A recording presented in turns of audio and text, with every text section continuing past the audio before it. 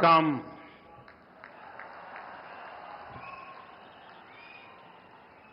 येन अंबु तमिल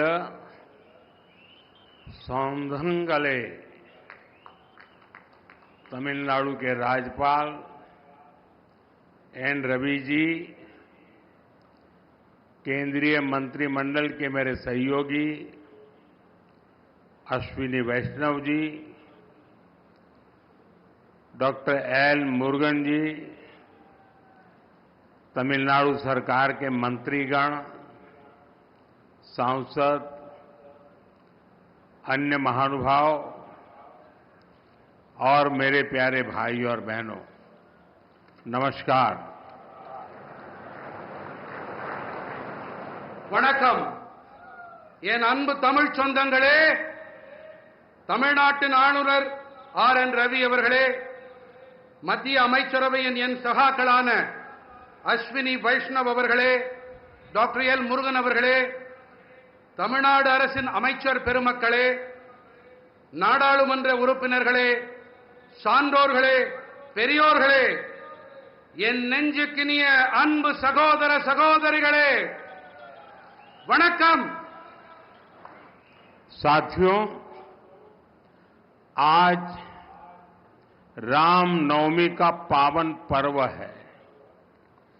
अब से कुछ समय पूर्व अयोध्या में भव्य राम मंदिर में रामलला का सूर्य की किरणों ने भव्य तिलक किया है। भगवान श्री राम का जीवन, उनके राज्य से मिलने वाली सुशासन की प्रेरणा राष्ट्र निर्माण का बड़ा आधार है। और आज रामनवमी है, मेरे साथ बोलिए, जय श्री राम, जय श्री राम, जय श्री राम। நண்பர்களே, இன்று புனிதமான ஸ்ரீ ராம நவமி நன்னாள். சில காலம் முன்பாகத்தான் அயோத்தியிலே பிரம்மாண்டமான ராமர் ஆலயத்திலே ராம்லலாவுடைய திருவதனத்தின் மீது சூரியனின் கதிர்கள் அற்புதமான திலகத்தை பொழிந்தன. பகவான் ஸ்ரீ ராமனின் வாழ்க்கை, அவருடைய ஆட்சியிலிருந்து கிடைக்கக்கூடிய நல்லாளுகை குறித்த உத்வேகமாகியன தேசத்தை நிர்மாணிப்பதில் பெரிய ஆதாரமாக இருக்கின்றன. இன்று ராம நவமியாக இருப்பதால் என்னுடன் அனைவரும் முழங்குங்கள், ஜெய் ஸ்ரீராம்। तमिलनाडु के संगम कालीन साहित्य में भी श्री राम के बारे में कहा गया है। मैं रामेश्वरम की इस पवित्र धरती से समस्त देशवासियों को रामनवमी की हार्दिक शुभकामनाएं देता हूं।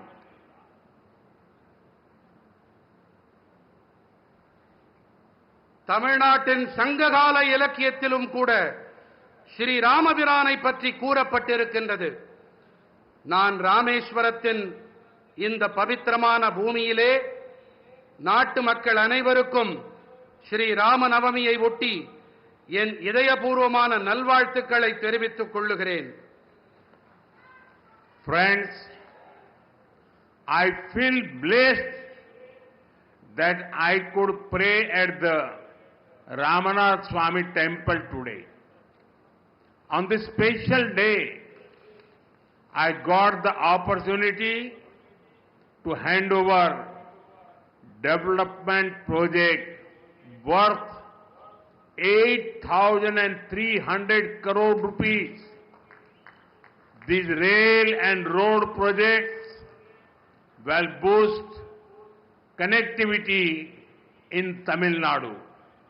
I congratulate my brothers and sisters in Tamil Nadu for these projects. நண்பர்களே, ராமநாத சுவாமி ஆலயத்தில் இன்று வழிபட்ட போது ஆசிகள் நிரம்ப பெற்றவனாய் நான் உணர்ந்தேன். இந்த விசேஷமான நாளன்று 8300 கோடி ரூபாய் மதிப்பிலான நலத்திட்டங்களை அர்ப்பணிக்கும் வாய்ப்பு எனக்கு கிடைத்தது.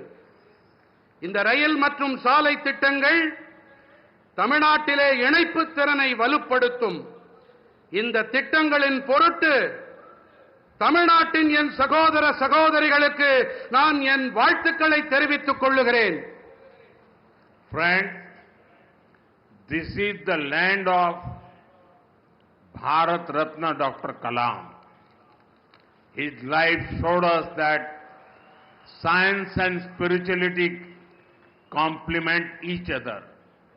Similarly, the new Pamban Bridge to Rameswaram brings technology and tradition together. நண்பர்களே, இது பாரத் ரத்னா டாக்டர் கலாம் அவர்களின் பூமி. அறிவியலும் ஆன்மீகமும் ஒன்றையொன்று நிறைவு செய்பவை என்பது அவருடைய வாழ்வு நமக்கு காட்டுகிறது. அதே போல ராமேஸ்வரத்திற்கான இந்த புதிய பாம்பன் பாலமும் கூட தொழில்நுட்பத்தையும் பாரம்பரியத்தையும் ஒன்று சேர்க்கின்றது.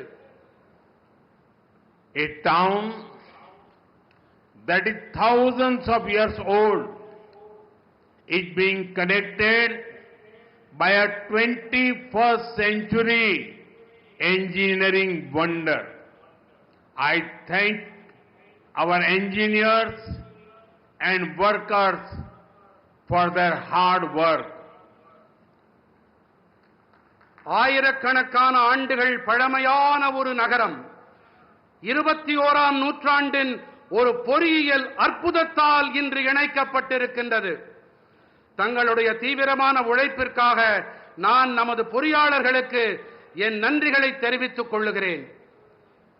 This bridge is India's first vertical lift railway sea bridge. Big ships will be able to sail under it. Trains will also be able to travel faster on it. I just flagged off a new train service and also a ship a short while ago. Once again, I congratulate the people of Tamil Nadu for this project. இந்த பாலம்தான் இந்தியாவின் முதல் செங்குத்து தூக்கு ரயில் வழி கடல் பாலம். இதற்கடியிலே பெரிய கப்பல்களாலும் பயணத்தை மேற்கொள்ள முடியும். ரயில்கள் இதன் மீது விரைவாக பயணிக்க இயலும். நான் சற்று நேரம் முன்னதாகத்தான் ஒரு புதிய ரயில் சேவையையும் ஒரு கப்பல் பயணத்தையும் துவக்கி வைத்தேன். இந்த திட்டத்தின் பொருட்டு தமிழ்நாட்டு மக்களுக்கு நான் மீண்டும் என் நல்வாழ்த்துக்களை தெரிவித்துக் கொள்ளுகிறேன். Friends, for many decades there was a demand for this bridge. With your blessings, we got the privilege of completing this work. Pamban Bridge supports both ease of doing business and ease of travel. It will have a positive impact on the lives of the lakhs of people. நண்பர்களே, இந்த பாலத்திற்கான தேவை பல பத்தாண்டுகளாக இருந்து வந்திருக்கின்றது. உங்கள் நல்லாசிகளோடு இந்த பணியை நிறைவு செய்யும் பேறு எங்களுக்கு கிடைத்திருக்கிறது. பாம்பன் பாலம் சுலபமாக வியாபாரம் செய்தல் மற்றும் சுலபமாக பயணம் மேற்கொள்ளுதல் ஆகியவற்றுக்கு ஆதரவாக இருக்கின்றது. பல லட்சக்கணக்கான மனிதர்களின் வாழ்விலே இது ஆக்கப்பூர்வமான தாக்கத்தை ஏற்படுத்தும்.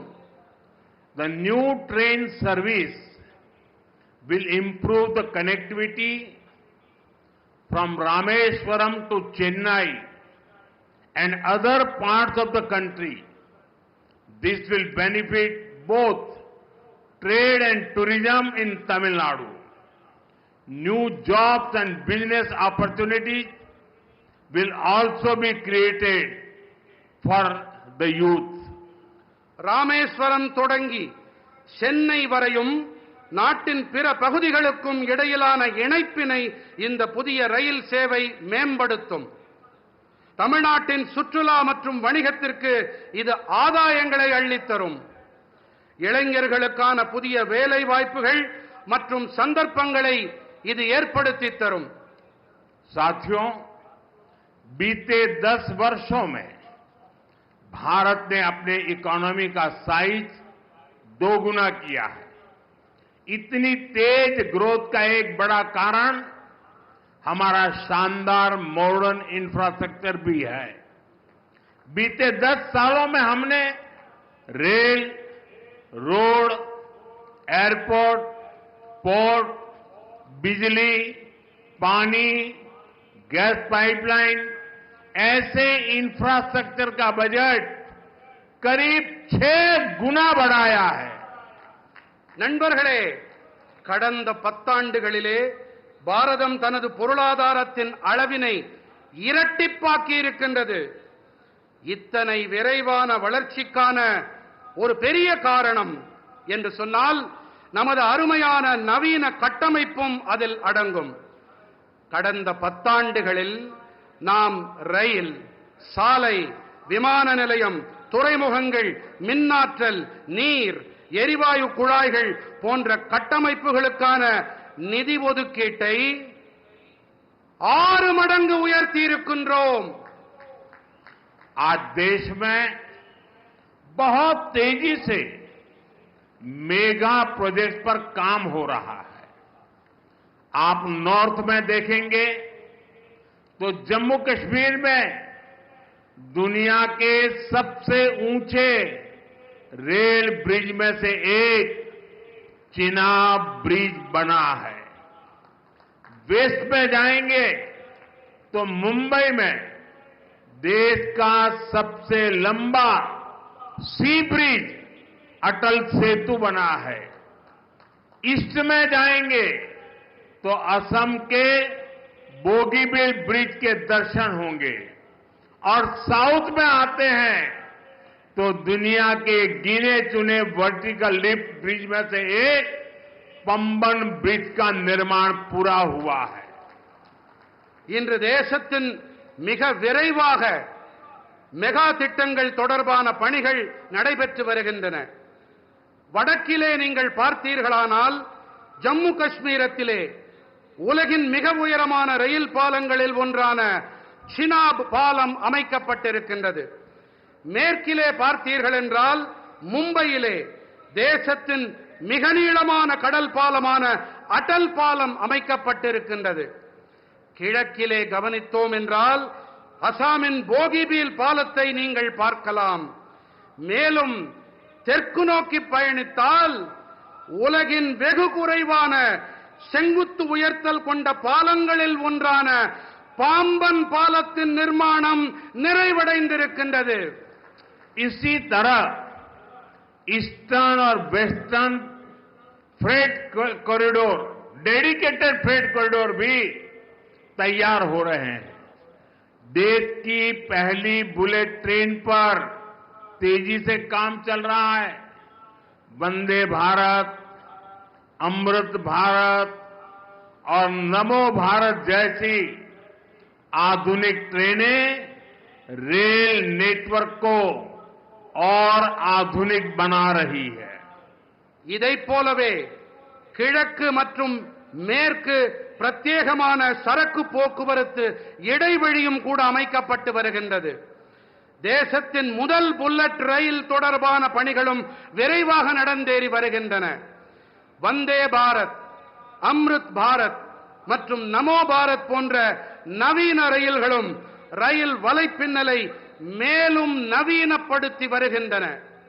साथियों, जब भारत का हर रीजन आपस में कनेक्ट होता है तो डेवलप नेशन बनाने का रास्ता मजबूत होता है. दुनिया के हर डेवलप नेशन, हर डेवलप रीजन में यही हुआ है. आज जब भारत का हर स्टेट आपस में कनेक्ट हो रहा है तो पूरे देश का पोटेंशियल सामने आ रहा है। इसका बेनिफिट भी देश के हर रीजन को हो रहा है, हमारे तमिलनाडु को हो रहा है।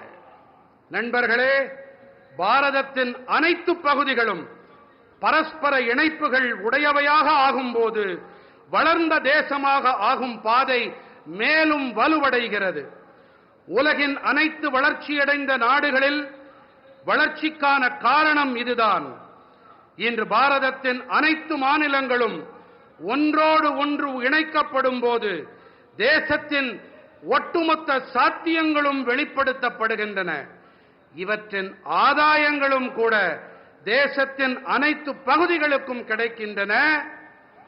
நமது தமிழ்நாட்டிற்கும் கிடைத்து வருகின்றது. साथियों, विकसित भारत के सफर में तमिलनाडु का बहुत बड़ा रोल है। मैं मानता हूं, तमिलनाडु का सामर्थ्य जितना ज्यादा बढ़ेगा, भारत की ग्रोथ उतनी ही तेज होगी।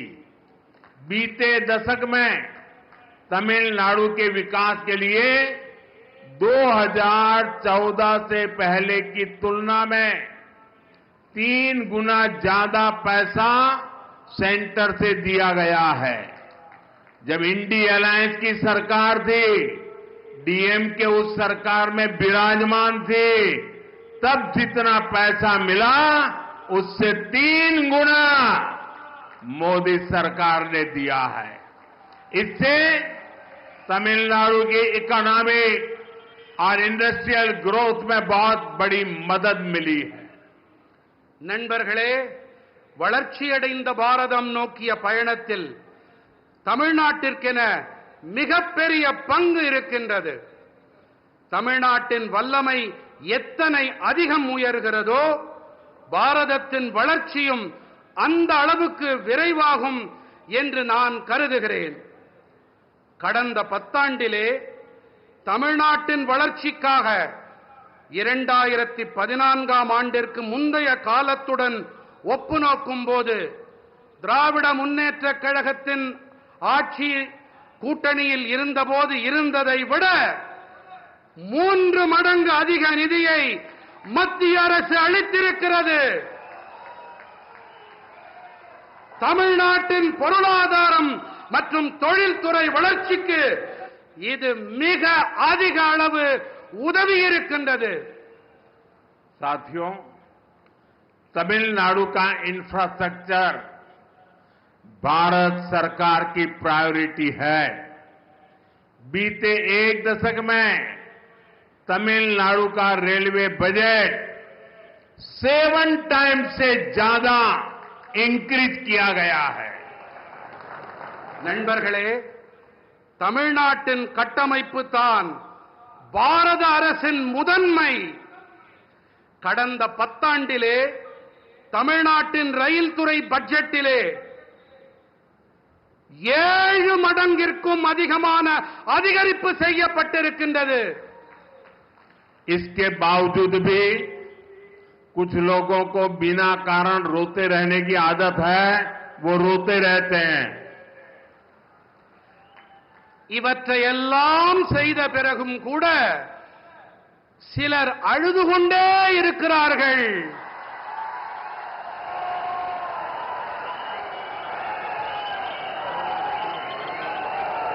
அவர்களால் அழ மட்டுமே முடியும். அவர்கள் அழுதுவிட்டு போகட்டும். 2014 से पहले रेल प्रोजेक्ट के लिए हर साल सिर्फ ओनली 900 करोड़ रुपीज ही मिलते थे।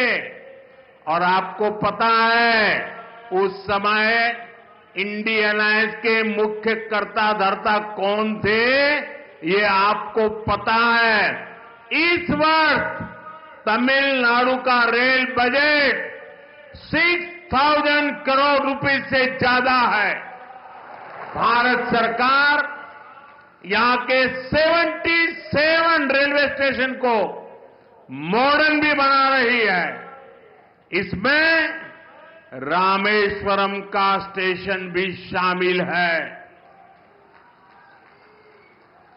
2014ஆம் ஆண்டிற்கு முன்பு வரை ரயில் துறை திட்டங்களுக்காக ஒவ்வொரு ஆண்டும் வெறும் 900 கோடி ரூபாய் மட்டுமே கிடைத்து வந்தது.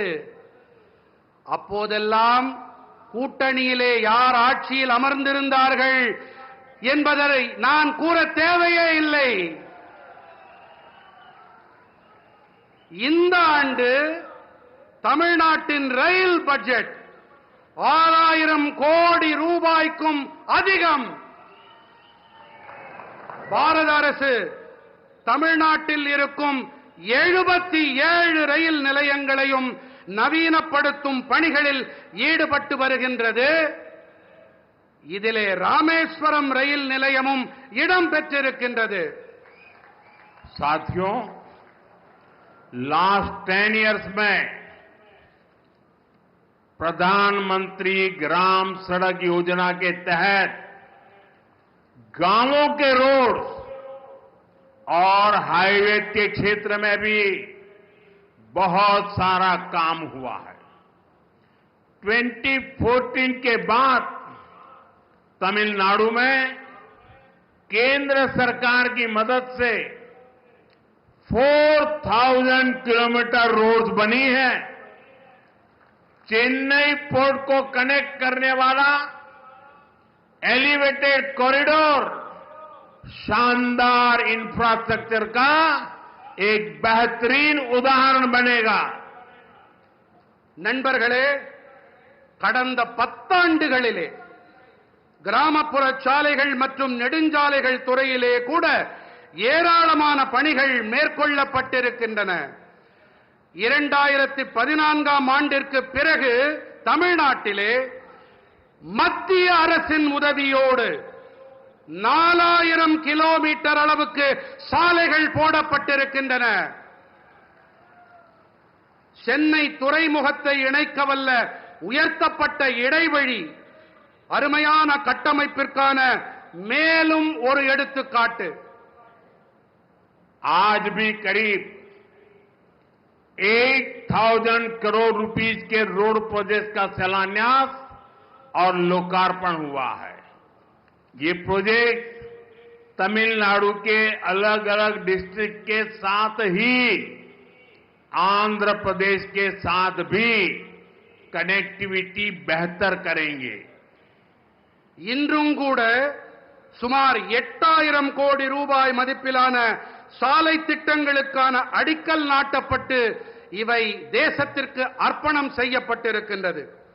இந்த திட்டங்கள் தமிழ்நாட்டின் பல்வேறு மாவட்டங்களோடு மட்டுமல்லாமல் ஆந்திர பிரதேசத்துடனான இணைப்பையும் மேம்படுத்தும்.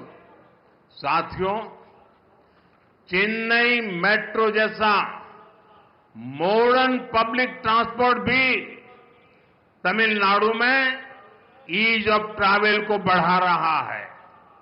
हमें याद रखना है, जब इतने सारे इंफ्रास्ट्रक्चर का काम होता है तो इससे हर सेक्टर में नई जॉब भी क्रिएट होती है. मेरे नौजवानों को रोजगार के नए अवसर मिलते हैं. நண்பர்களே, சென்னை மெட்ரோ போன்ற நவீன பொதுமக்கள் போக்குவரத்து வசதியும் கூட தமிழ்நாட்டிலே சுலபமான பயணம் மேற்கொள்ளுதலை மேம்படுத்துகிறது. இத்தனை பெரிய அளவில் கட்டமைப்புகள் தொடர்பான பணிகள் நடைபெற்று வரும் வேளையிலே இவற்றின் அனைத்து துறைகளிலும் புதிய வேலை வாய்ப்புகளும் உருவாக்கப்பட்டு வருகின்றன. என்னுடைய இளைஞர்களுக்கு வேலை வாய்ப்புகள் ஏற்படுத்தப்படுகின்றன என்பதை நாம் நினைவில் கொள்ள வேண்டும், மறந்துவிடக் கூடாது. साथियों, बीते दशक में भारत ने सोशल इंफ्रास्ट्रक्चर पर भी रिकॉर्ड निवेश किया है. मुझे खुशी है कि तमिलनाडु के करोड़ों गरीब परिवारों को इसका बेनिफिट मिल रहा है. बीते 10 साल में 4 करोड़ से ज्यादा पक्के घर देश भर के गरीब परिवारों को मिले हैं और इसमें पीएम आवास योजना के तहत 12 लाख से ज्यादा पक्के घर यहां तमिलनाडु में मेरे गरीब परिवार के भाई बहनों को मिले हैं. நண்பர்களே, கடந்த 10 ஆண்டிலே பாரதம் சமூக கட்டமைப்பிலும் கூட சாதனை காணும் அளவுக்கு முதலீடுகளை செய்திருக்கின்றது. தமிழ்நாட்டின் கோடானு கோடி குடும்பங்களுக்கும் இவற்றால் ஆதாயம் கிடைத்து வருவது எனக்கு மட்டற்ற மகிழ்ச்சியை அளிக்கின்றது. கடந்த 10 ஆண்டிலே 4 கோடிக்கும் அதிகமானோருக்கு கான்கிரீட் வீடுகள் தேசமெங்கும் இருக்கும் ஏழை குடும்பங்களுக்கு கிடைத்திருக்கின்றது. இவற்றிலே பிரதம மந்திரி குடியிருப்பு திட்டத்தின்படி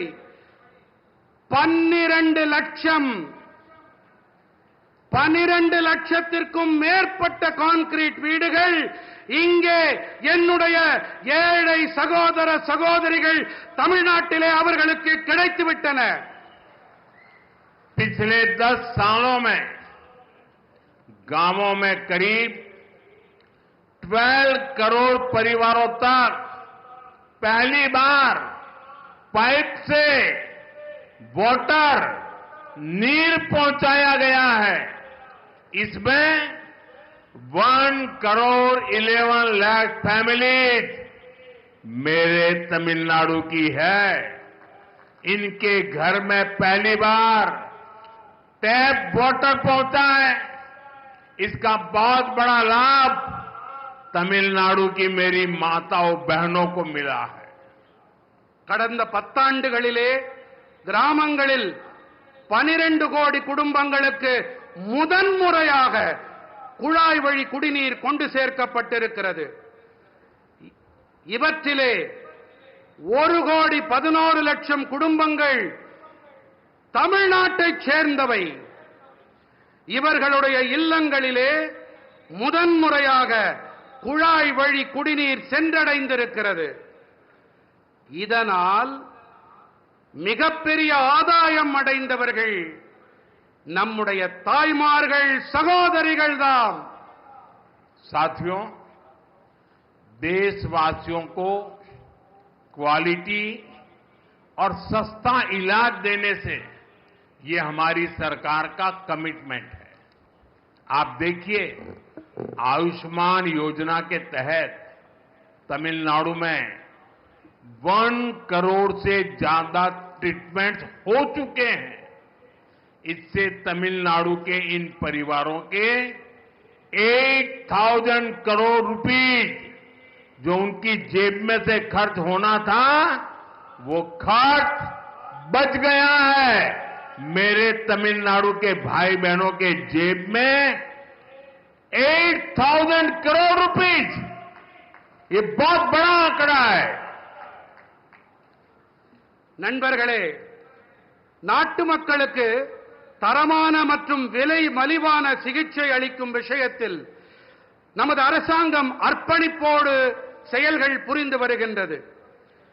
நீங்களே பாருங்கள், ஆயுஷ்மான் பாரதம் திட்டத்தின்படி தமிழ்நாட்டிலே 1 கோடிக்கும் மேற்பட்ட சிகிச்சைகள் நடைபெற்றாகிவிட்டன.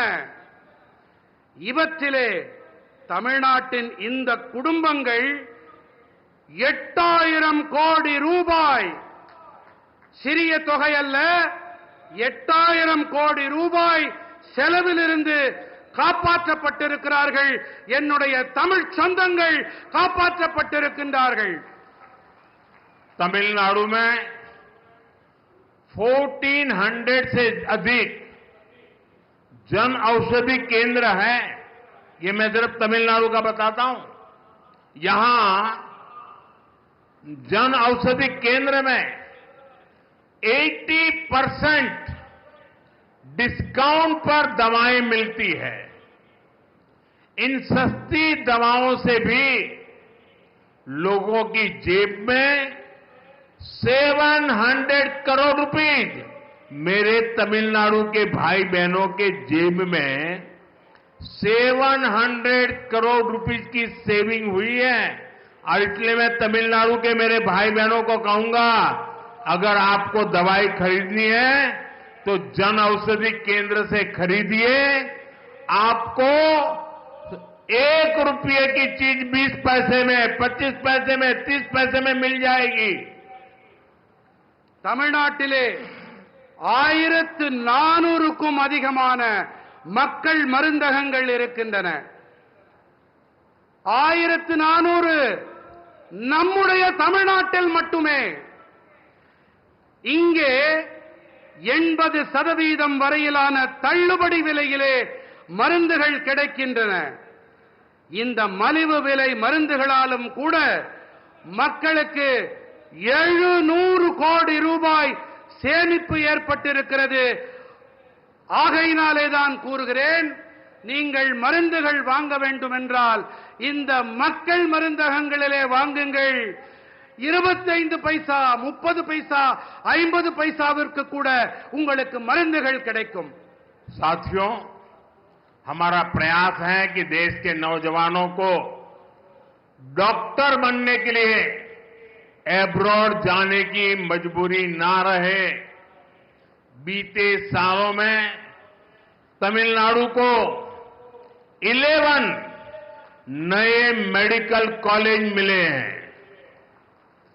நண்பர்களே, நாட்டின் இளைஞர்கள் மருத்துவ படிப்பு படிக்க அயல் நாடுகளுக்கு செல்ல வேண்டிய கட்டாயம் ஏற்படக்கூடாது என்பதே எங்களுடைய முயற்சி.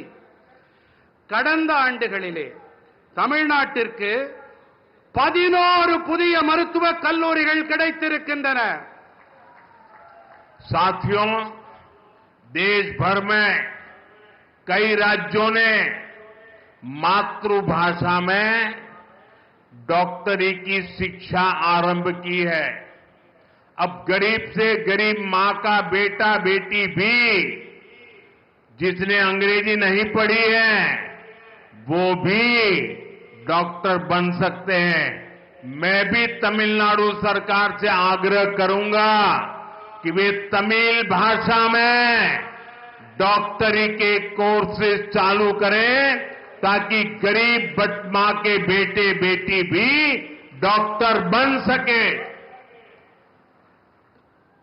மருத்துவ படிப்பினை அதை தமிழிலே செய்ய வேண்டும் என்பதே எங்களுடைய பேரவா. இதற்காக இந்த படிப்பினை படித்த ஏழை தாய்மார்களுடைய குழந்தைகளும் அவர்களாலும் இதை படிக்க முடியும். அதற்காகத்தான் மருத்துவ படிப்பினை கூட தமிழிலே அதை அமைக்கப்பட வேண்டும் என்று நாங்கள் விரும்புகிறோம். இதன் பொருட்டு நான் வேண்டி விரும்பி மாநில அரசிடமும் கேட்டுக்கொள்ளுகிறேன், இந்த ஏழை குழந்தைகளும் மருத்துவ படிப்பை படிக்க வேண்டும் என்பதற்காக பாடத்திட்டத்தினை தமிழ் மொழியிலே செய்து தாருங்கள் என்று வேண்டி விரும்பி கேட்டுக்கொள்ளுகிறேன். साथियों, टैक्स पेयर का दिया हर पैसा गरीब से गरीब के काम आए, यही गुड गवर्नेंस है. तमिलनाडु के लाखों स्मॉल फार्मर्स को पीएम किसान सम्मान निधि के तहत लगभग 12,000 करोड़ रुपए दिए गए हैं. तमिलनाडु के फार्मर्स को पीएम फसल बीमा स्कीम से भी 14,800 करोड़ रुपए का क्लेम मिला है. நண்பர்களே, வரி செலுத்துபவர்கள் செலுத்தும் பணம் மிகவும் ஏழ்மையில் வாடும் மக்களுக்கு துணை வர வேண்டும். இதுதான் நல்லாளுகை. தமிழ்நாட்டின் லட்சக்கணக்கான சிறு விவசாயிகளுக்கு பிரதம மந்திரி விவசாயிகளுக்கான வருமான ஆதரவு திட்டத்தின்படி சுமார் 12,000 கோடி ரூபாய் அளிக்கப்பட்டிருக்கின்றது. தமிழ்நாட்டின் விவசாயிகளுக்கு பிரதம மந்திரி பயிர் காப்பீட்டு திட்டத்தின் வாயிலாக 14,800 கோடி ரூபாய் காப்புறுதி பணம் கோரல் நிறைவேற்றப்பட்டிருக்கிறது. साथियों, भारत की ग्रोथ में हमारी ब्लू इकोनॉमी का बहुत बड़ा रोल होने वाला है. इसमें तमिलनाडु की ताकत दुनिया देख सकती है. तमिलनाडु का हमारा फिशरीज से जुड़ा समाज बहुत मेहनती है. तमिलनाडु के फिशरीज इंफ्रास्ट्रक्चर को मजबूत करने के लिए स्टेट को जो भी मदद चाहिए वो केंद्र सरकार दे रही है. நண்பர்களே, பாரதத்தின் வளர்ச்சியில் நமது நீல பொருளாதாரத்திற்கு மிகப்பெரிய பங்கு அமைய இருக்கின்றது. இதிலே தமிழ்நாட்டின் பலத்தை உலகமே பார்த்து வியக்க இருக்கிறது. தமிழ்நாட்டின் நம்முடைய மீனவ சமூகம் மிகவும் கடினமாக உழைக்கக்கூடிய ஒரு சமூகமாகும். தமிழ்நாட்டின் மீன்வளத்துறை கட்டமைப்பினை வலுப்படுத்த வேண்டி மாநிலத்திற்கு தேவையான உதவிகள் அனைத்தையும் மத்திய அரசு அளித்து வருகின்றது.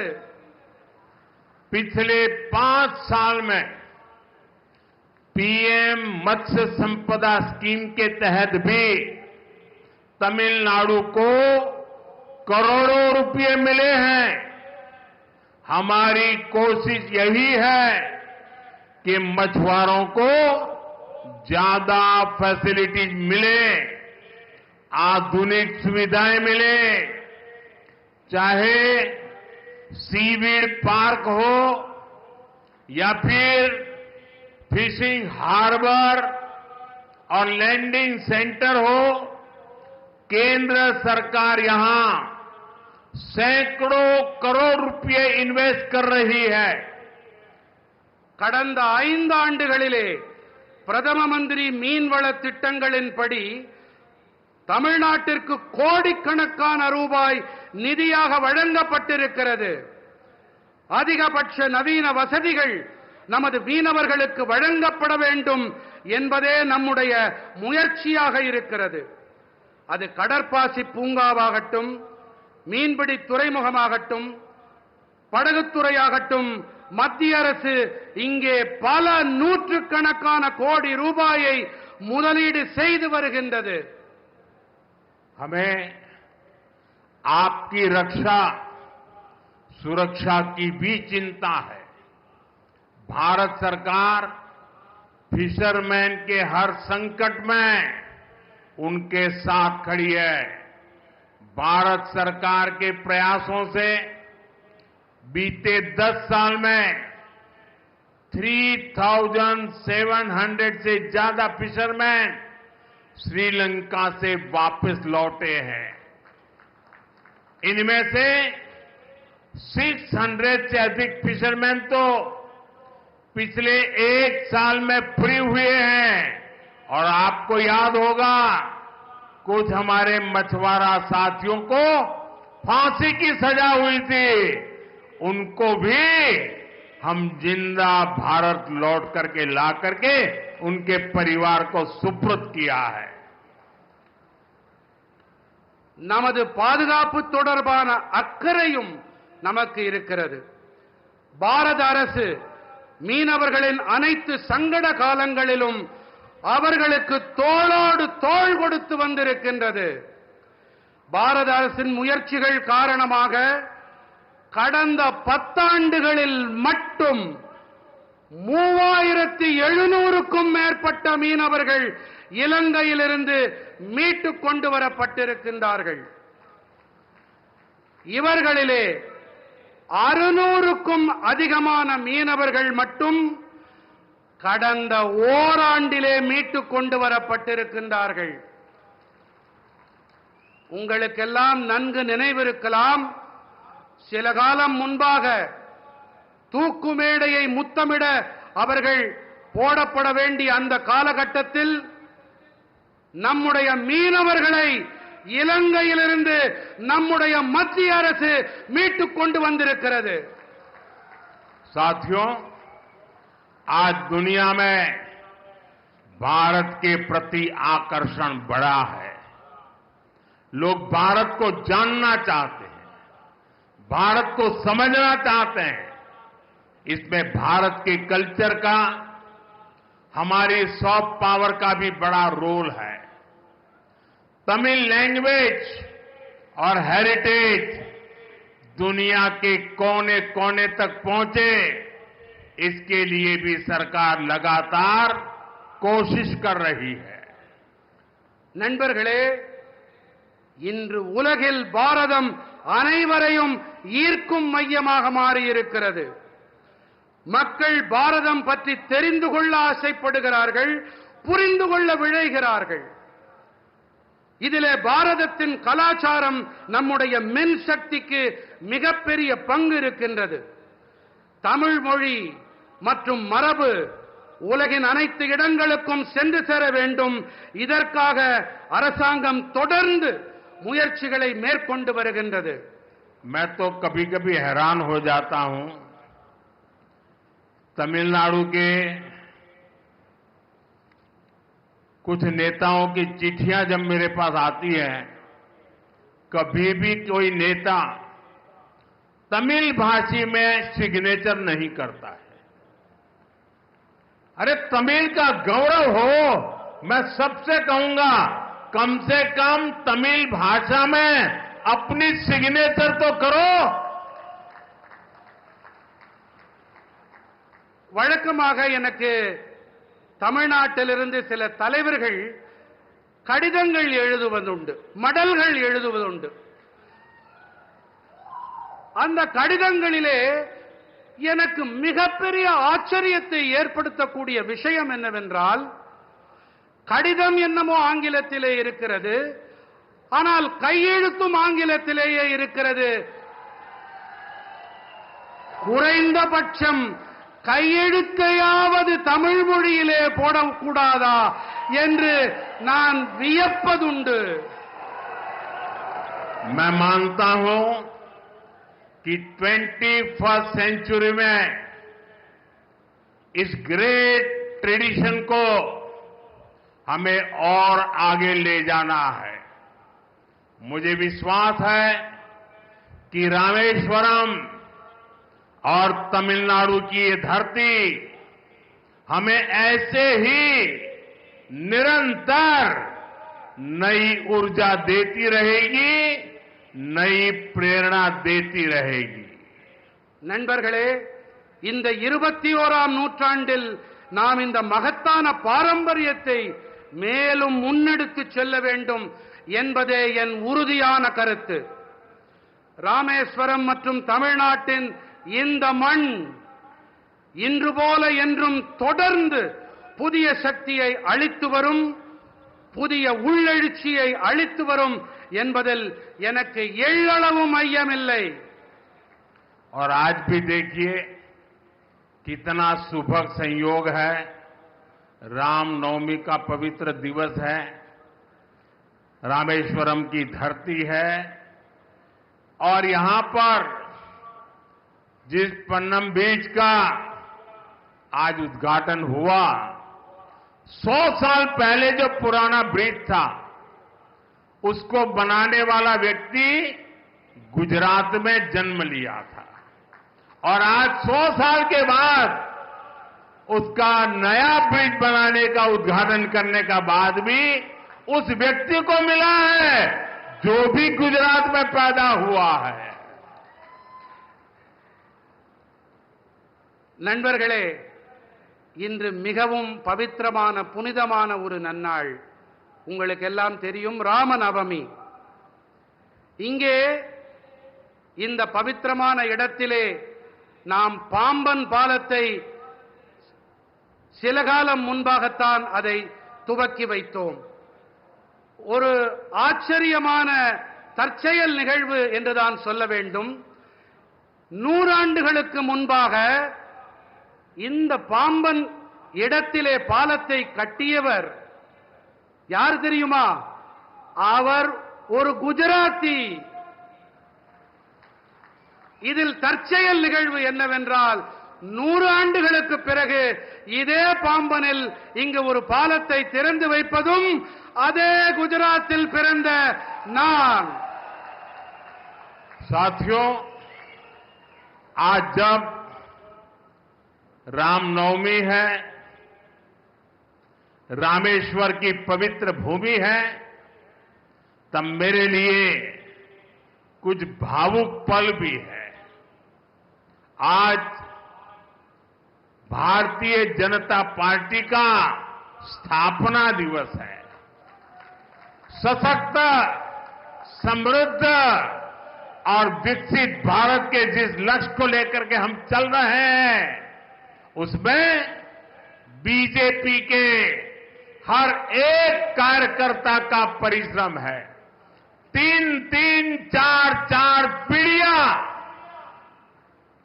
मां भारती के जय जयकार के लिए खप गई है. मेरे लिए गर्व की बात है कि भारतीय जनता पार्टी के उस विचार ने, भारतीय जनता पार्टी के लाखों कार्यकर्ताओं के परिश्रम ने आज हमें देश की सेवा करने का अवसर दिया है.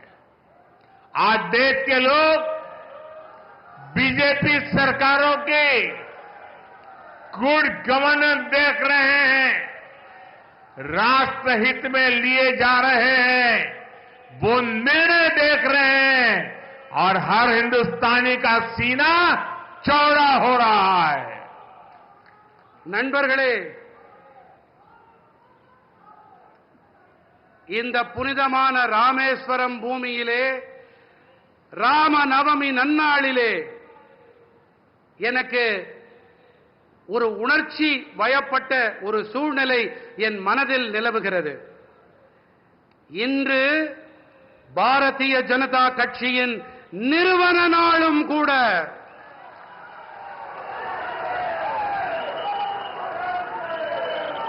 சக்தி படைத்த, தன்னிறைவு கொண்ட, வளர்ச்சியடைந்த பாரதம் என்ற லட்சியத்தை மனதிலே தாங்கி நாம் பயணித்துக் கொண்டிருக்கிறோம். இதற்காக பலர் 2, 3, 4 தலைமுறைகளாக கூட தங்கள் வாழ்க்கையை, பல தலைமுறைகளாக தங்கள் அனைத்தையும் இழந்து இதனை ஈட்டி இருக்கின்றோம். நாம் இதிலே பாரதிய ஜனதா கட்சியின் அனைத்து தொண்டர்களின் கடினமான உழைப்பு அடங்கி இருக்கிறது.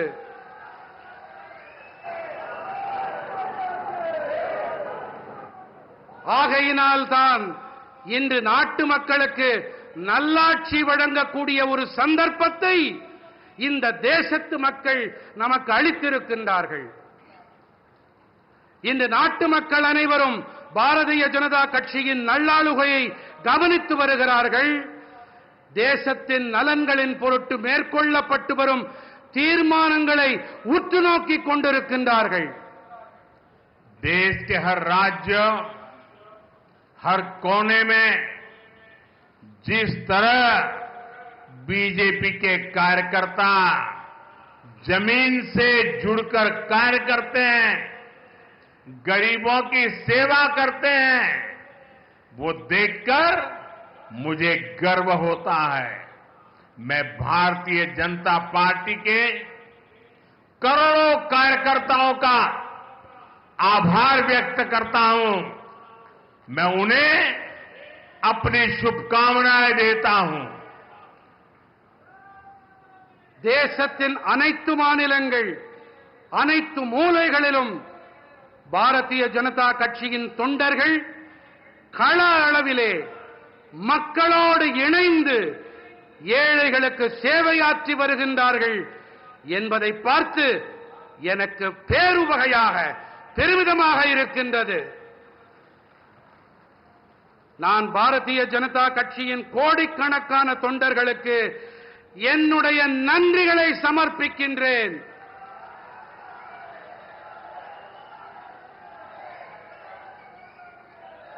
உங்கள் அனைவருக்கும் என்னுடைய இனிய நல்வாழ்த்துக்களை காணிக்கையாக்குகின்றேன்.